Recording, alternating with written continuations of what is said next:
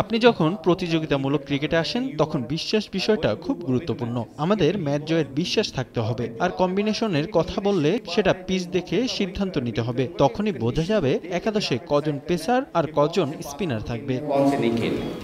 অর্ধেক পাউডারে দ্বিগুণ উজ্জ্বলতা, নতুন রিন অ্যাডভান্সড অর্ধেক পাউডারে দ্বিগুণ উজ্জ্বলতা।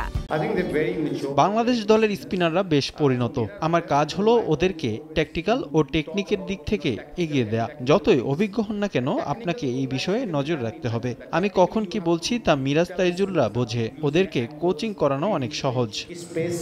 পূর্ব নির্ধারিত সূচি অনুযায়ী 17 আগস্ট পাকিস্তান যাওয়ার কথা ছিল বাংলাদেশ দলের। তবে দেশের চলমান রাজনৈতিক পরিস্থিতির কারণে বাংলাদেশ ক্রিকেট বোর্ডের কাছে নির্ধারিত সময়ের আগে দল পাঠানোর প্রস্তাব দেয় পাকিস্তান ক্রিকেট বোর্ড। পিসিবির এমন প্রস্তাবে কৃতজ্ঞতা জানান মুশতাক আহমেদ। পিসিবি অসাধারণ কাজ করছে। তারা বাংলাদেশের রাজনৈতিক পরিস্থিতি বিবেচনা রেখে বিসিবিকে আগেই দল পাঠানোর প্রস্তাব দেয় এবং বাংলাদেশ দলের সুযোগ সুবিধা নিশ্চিতের আশ্বাস দেয়। এটি আসলে ভ্রাতৃত্বের পরিচয় দেয়। পিসিবির এই সিদ্ধান্তকে আমি সাধুবাদ জানাই, কারণ এই মুহূর্তে বাংলাদেশে আমাদের পক্ষে অনুশীলন করাটা একটু কঠিন হয়ে যেত।